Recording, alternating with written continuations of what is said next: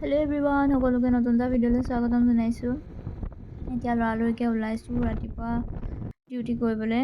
মৰ্ণিঙত যদি ডিউটি থাকে না, একদম বেন বাজি যায় আৰু। যিহেতু মই এতিয়া প্ৰেক্টিকেল কৰি আছোঁ, আমাৰ 2-3 ঘণ্টা প্ৰেক্টিকেল হ'ব, তাৰপিছত ছুটি হ'ব। তথাপিতো ৰাতিপুৱা উঠিবলৈ বহুতে এলাহ লাগে। এতিয়া আহি পাই মোৰ ইমানেই টোপনি ধৰিছে না, চকুকেইটা একদম জাল মাৰি মাৰি ধৰিছে। আমি শেহতীয়া বহি আছোঁ, উপায় নাই আৰু। ডিউটি শেষ হোৱাৰ পাছত আহিলোঁ ৰখৰাজলৈ। ৰাতিপুৱাই যিহেতু ঘৰৰ পৰা ওলাই যোৱা একো খোৱাও নাছিলোঁ,